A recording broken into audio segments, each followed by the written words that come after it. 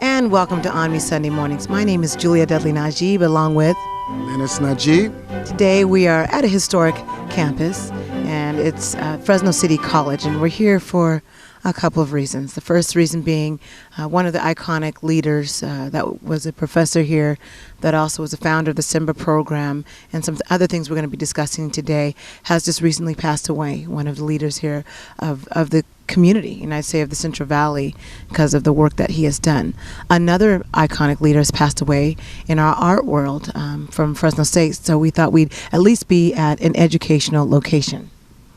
Yeah, one of the things is he was here as a professor in 1999 to 2011, and he was a phenomenal instructor and professor and leader. And so we want to be able to discuss that today. And we also will be, and that'll be a majority of our program. And of course, we will also be talking we're up to the second to last episode of our Fresno CDFI, giving people information on how to get funding for your business. And so you definitely want to contact the email and number that pops up on the screen during and after that interview with Jeremy Hoffer and also with Jason Gridiron with the Valley Black Talk Radio team. We first want to begin with the myonme.com so that you know how to be able to reach all the different African American media outlets throughout the Central Valley.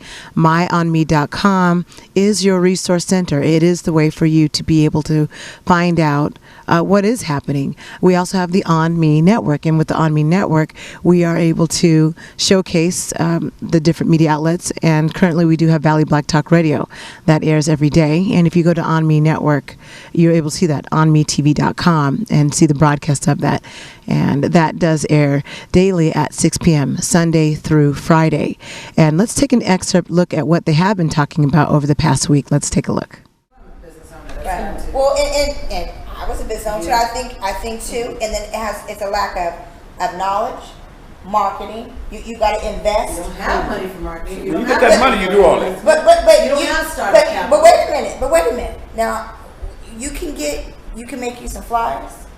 See, that ain't. Yes, you can do all of that. You can do that. But when you can be on Facebook. You can do that. There are ways to get your business out, but if your business is not appealing, if you're not conducting your business or dependable, where I know it's going to be open when I go there, I know they'll treat me well. Thank you. And if it's not consistency, and then you got to think about the things. Nobody goes in business to fail. Of course not purposely. So give me enough money, and all the things you're raising as concerns, they will evaporate. No, they won't. It's an attitude. There's also, by the way, a tea house that opened in Hayward. We were very glad when we saw her, and we said a black business. And you know what? She is always open, according to the. Now, when I don't mean always. I mean she goes by her business hours. She greets you warmly. She knows how to do business. That's important. Customer service is absolutely. Yeah, and I'm not saying every black business doesn't know how to do business, but I'm saying very often the reason for the failure is not necessarily capital. It's because you have to know how to do business. It has to matter to you. If you running your business like you run your kitchen, well, I don't feel like going today. I can't, that's going to be reflected. So Valley Black Talk Radio on the ONME Network, I say it's a little bit liberating because you're online. You can go into any topic, and we can really dive deep and not be so censored of what we say and what we do. So not only as you looking at it as a radio program, but you're also getting to talk, and also you can call in. So there's ways you can call in and be a part of the conversation and find out what's really happening, not just in locally, but nationally as well. And I guess we did self-censoring, because I won't say that any of the radio outlets that we were on before censored us per se, but that self-censoring. And we've had some pretty good topics. We've talked about the Million Man March, you can look at the past episodes also on that, ONMETV.com. We've talked about issues here that we're going to be discussing with black leadership. Yes. There's a lot of things happening in Fresno that we want to be open throughout Fresno, the San Joaquin Valley. Throughout Fresno and the San Joaquin Valley area about leadership. In fact, one of the people here that we're going to be talking about is in regarding leadership and what he's accomplished and being a role model of that leadership. So. We also have Kevin Shakur, who's another one of part of our My On Me network with Clip Radio TV, where he interviews some of the latest talent that is in and around the Valley. Some fabulous singers that I have never met, and also some DJs here, such as DJ Dougie. And so let's take a look at some of those excerpts with Kevin Shakur's show, My Clip TV.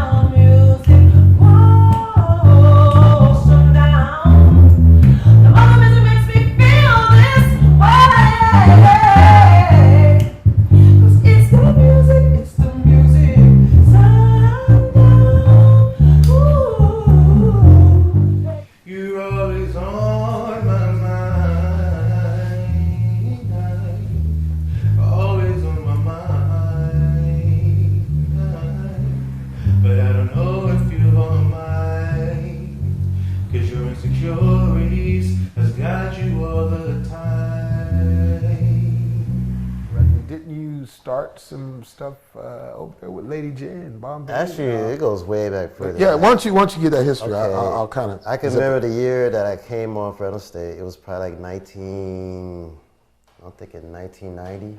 Mm-hmm. And back when I started, I was actually a mix jock from the DJ that was on at the time was DJ Queen Hype, which is I remember Queen Hype. Yep. Valerie Pierce. Yes, and she gave me my first break as a mix jock on her show. And I remember the first day that I went to her show and, just kind of just hung out, see what the vibe was she was doing on her show. And she came to me and said, Dad, I'm looking for a mix DJ, mix DJ. And I would like you to kind of, be my mix DJ for my show. And that was from one of the first shows that Kevin did. Two really good singers that, can you believe they just winged it on that night and were able to get by doing that? They seemed so natural. They seemed in the right element and it's the right situation. They're very excited about being a part of the ONME network that we have going on. So I really enjoyed watching the talent and the excitement and enthusiasm that they displayed. And I like the in-depth interviews, and they'll be talking also about music news locally, nationally, and internationally. So we appreciate that with Kevin Shakur, who's a part of the ONME team. After the break, we're going to be talking about black leadership and two wonderful black leaders that did pass away, letting you know their legacy. You're watching ONME Sunday Mornings. We will be right back.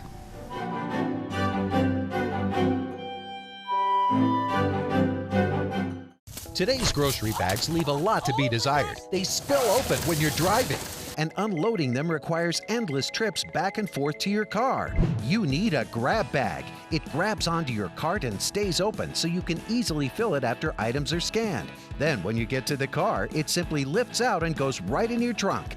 Grab bags also sit up nicely in the back of your car, and they let you grab and go in a single trip. Call now, and through this special TV offer, you'll get 2 grab bags for just $14.99. They come with a full 1-year money-back guarantee. Call or click in the next 5 minutes and get absolutely free shipping and handling. And find out about our incredibly low price on our deluxe insulated grab bag. Use it to keep frozen food from defrosting, or use it to keep hot food ready to eat when you get home. This free shipping offer won't last long, so call now. Call 1-800-308-9513 to get your grab bags, but you must call 1-800-308-9513 or go online to grabbag.com. Call now.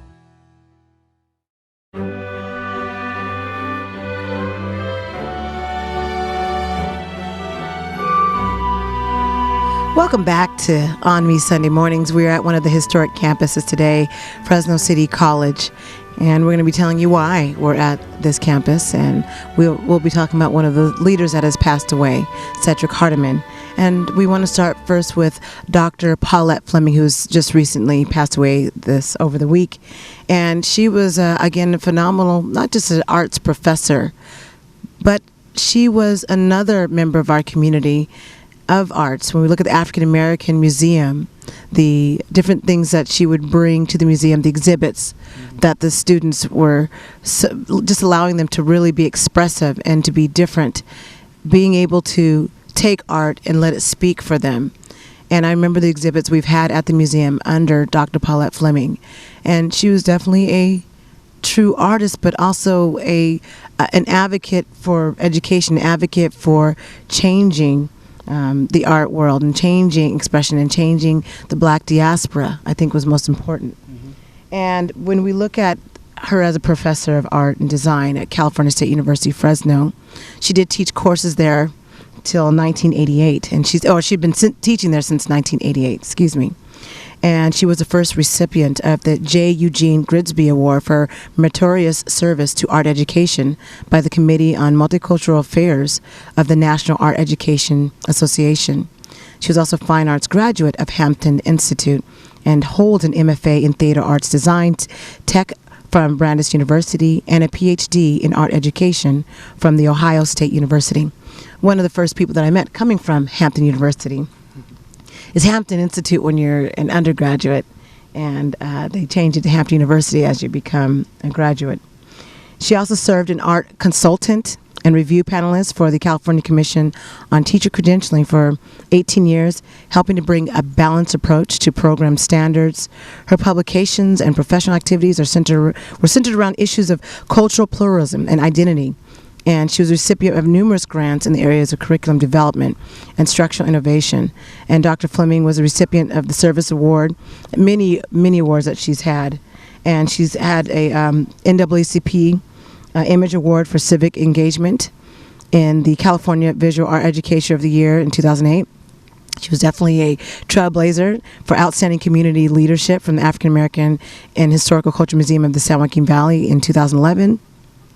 And she was also recognized as Fresno's top 10 professional women of the year for 2010. And in 2013, she was honored as one of the 3 women inspiring girls by the Girl Scouts of Central California South. She's also the co-founder and executive director of the CSU Fresno Partners in Art Youth Program, which was selected to be one of 25 university projects nationwide invited to present at the 2012 Smithsonian Folk Life Festival. So she was really about the youth and making sure they were able to be in the arts and have that challenge, because we know that art at one point in the school system was taken out even as elective, and even though there's still some locations that specialize that in it, if you look at Roosevelt High School, if you're looking in the Fresno, California area, art was more one of the elective that always gets chopped off first when you look at budgets. One of the things also that is admired, she's well-spoken throughout when I met her, and also from a reliable source. She was a wonderful mother and grandmother, as I noticed when he told me she was always involved with hands-on with her granddaughter, going to school every day, taking her to school. And I think when you say well-spoken, you mean well-spoken about the arts. She was always at the Kwanzaa event, taking care of the kids when we have our festivities, and she makes sure there was educational art for the kids and for the children. You could always see that her heart was centered on educating them and adding history into that art. And even the artwork that was displayed at the African American Museum, there was history, there was expression that the students seemed to display through their work. You can see her heart is in it. You can see that she was dedicated to her profession and her love of art. And when I go and talk to her many times at the museum, she would just sit and talk to me about different expressions and the history of the museum, and as well as the art that she has involved herself into. So this was a woman that not only taught culture, but displayed culture and would continually express the significance of everyone being able to appreciate the African American culture, the American culture itself, but most importantly, helping students to understand themselves and to be able to appreciate that. And so we hope that you're able to attend some of the part of those services. If not, send cards and whatnot to the family. And that's going to be Friday, October 23rd, 2015, from 4 to 8 p.m. There is a viewing. That's at the Jesse Cooley Funeral Home, located on 1830 South Fruit in Fresno, California. Her homegoing service will be Saturday, October 24th at 11 a.m. at the Westside Church of God, 1422 West California Avenue in Fresno, California, 93706. Another arts education of our leader and icons that is passed on but we will forever cherish not only the memories, but the artwork that she's left behind, the culture she's left behind, and what is to be remembered of her voice and the words of wisdom that she had for everyone. Another icon that we want to make sure we acknowledge, of course, Cedric Hardamon, and you wanted to speak to that. Well, one word that I can describe as Cedric is a true gentleman, a true icon, and a true warrior for the African American men here locally in Fresno, California. He worked at Fresno City College as a professor, and a dynamic professor at that, since 1999 all the way up to 2011. And then from there, he went on to work at the Fresno Office of Education as an administrator, a coordinator too, where they're also in that range where he was the president of the United Black Men here in Fresno, where he really was a founder and an instrument from God to help young African American men achieve their goals, taking them from prison. She's talking about the Simba program. He founded the Simba program. So he's founded the Simba program, where he takes them from prison, gangbang situations, and teach them the fundamentals of being a gentleman, a man, some of the basic principles of being a man. So I would forever thank him and honor and have much respect for Cedric Hardamon. In fact, why don't we listen to an excerpt? We got to talk to Professor Kehinde Suazi, who was very close to him and had many words to say about the fine service he did as in this community, and how he did it so heartless. He wasn't doing it for people to say or for people to acknowledge him as a leader. He just was. Yes. There's a difference. He just was. So let's listen to that excerpt right now. In terms of his commitment to our community was absolute. Absolute. His commitment to our young people, our children, absolute. He was a minister, as you well know, and he was committed to his religion. He's a pastor. So he's an all-around brother that we all want in our communities, to restore it. He was very, very committed to. He supported wholeheartedly African American studies. We went to conferences together, and we did just a lot together. In terms of our work, me working with him in this community. So we have lost. I have to say this on your radio. We have lost a great asset in the Fresno African American community. This is a blow to our community. And he was the one who had the vision, and we went to our black president when he was there, Dr. Daphne, and we made it happen. And so now one of those brothers is now running a program at City College. You can't beat that. Mm-hmm. You can't beat that. And that's Brother Rodney Murphy. He's now one of our former Simba brothers, come out of prison. Did the whole thing, gang bang and all of that, and now he's a counselor. He's working on his PhD. So I like to say Cedric is that's his legacy. That's his legacy. Making sure that our young men and young women have respect for their own development, for their own knowledge and their own growth, so they can do what Brother Murphy is doing. So we got a chance for Kehinde Suazi to really tune us in to who this man really was. And, we'll be finding out about those services soon. He does leave behind a beautiful wife, Ruby Hardamon, who we know is heartbroken, and we send prayers to her and her family.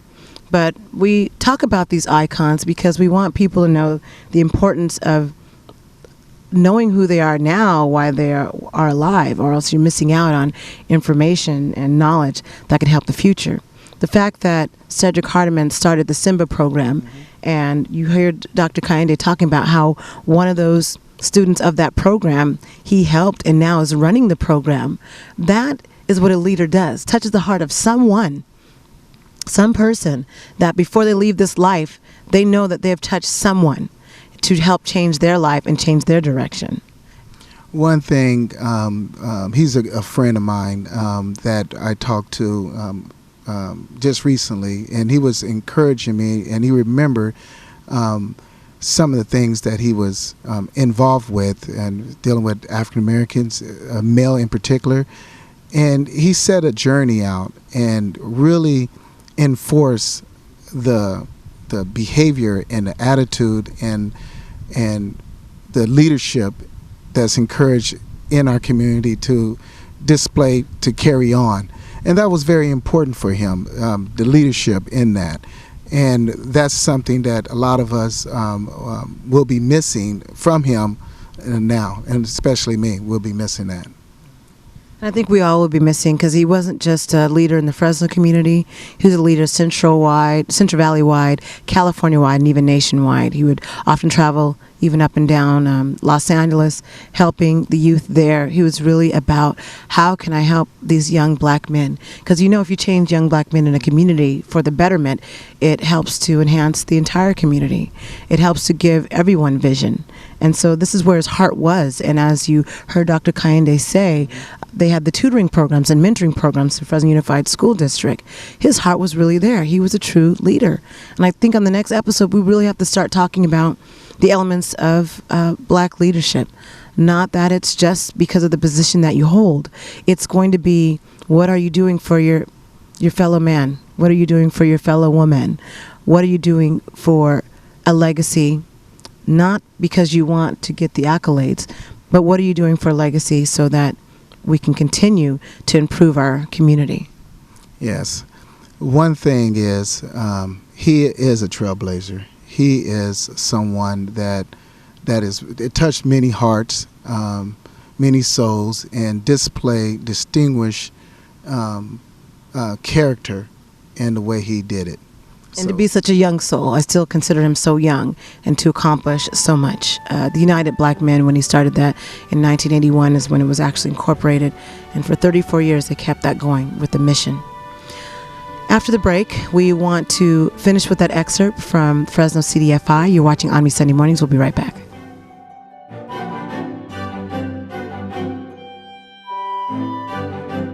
Everybody wants cheap airfare, but where do you find it? You call low-cost airlines. Their prices are direct from the airlines, and they're so low you can't find these fares published anywhere. They specialize in cheap flights, discount hotel rooms, cheap car rental rates, and great package deals anywhere around the world. Wherever you want to go, they can help you get there cheaply and with a best price guarantee. If you want the lowest prices on your airline tickets or other travel services, call now.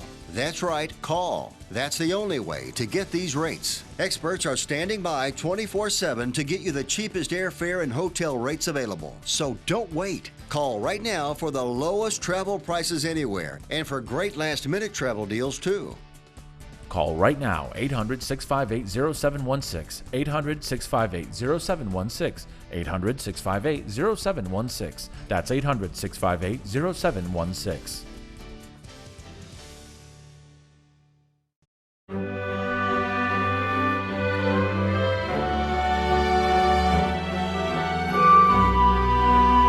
And welcome back to ONME Sunday Mornings.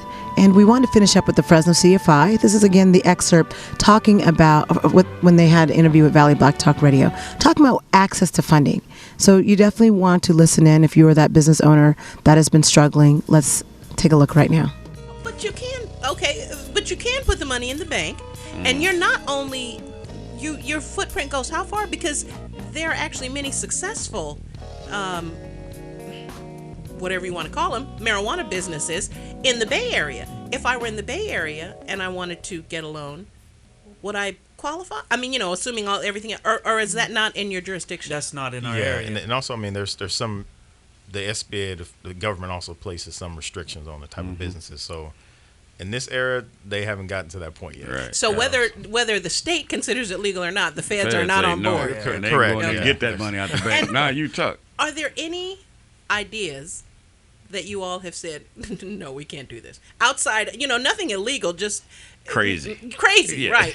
Is there anything you said we can't fund this? Well, we get about 150, about 50 inquiries a month So that's over one a day of businesses coming in. Hey, I got this kind of business, and so yeah, we do hear some pretty far outlandish ideas. Like, the ones that I really try to steer people away from are the ones where, hey, I need $20,000 so I can give it to this guy who says he's gonna, his marketing approach is gonna, win me, millions, make me a millionaire in a year. There's a lot of those kind of schemes out there that you need to put in a chunk of your money, and it's going to pay off $20,000.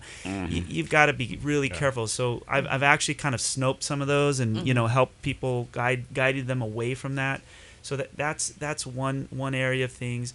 There's always like the Mexican restaurant that wants to start up. That's going to be in the middle of 5 other Mexican restaurants. I mean, there's just the competition out there is another thing to look at. Is you need to be careful about what you're Well, they're getting the money from somewhere because they out there. I mean, just like you just said, among 5, they're right next to 4 more. So, and all of them are making money. So, yeah. I mean, it has to make sense. It has to make sense. So, especially business sense. But 2 things I want to ask before we take a break here shortly. But number one, in your you said you put workshops and seminars together. Do you partner with any of the community-based organizations or anything like that? Because my second question ties to that is that, I don't know of too many African Americans who know about that kind of access. And I was just wondering, the NAACP or the Minister Alliance or United Black Men or whatever, the groups in our community that are community connected to the African American community in particular. Sorry to cut you off, but most of the groups that we partnered with are business. So it would be like the Black Chamber. We've been a member of the Black Chamber for years. We also have been like Hispanic Chambers of Commerce, but churches. We've done some stuff with churches in the past, and quite frankly, one of the reasons why we're here is because we need to get the word out more. I mean. And we got a chance to look at that excerpt of Fresno CDFI and encourage you to call the number on your screen and to make sure you can get some type of funding for your business. And don't be so scared, because we know that maybe you haven't gotten funding in the past from your particular bank, and maybe you just weren't ready. They'll help you to get loan ready. And so we encourage you to make that effort, make that stride towards something better. Otherwise, we appreciate our icons. We send prayers to both families, and we encourage you, the viewer, to be a leader in your community and in your neighborhood and in your family. Thank you for watching this edition of ONME Sunday Mornings.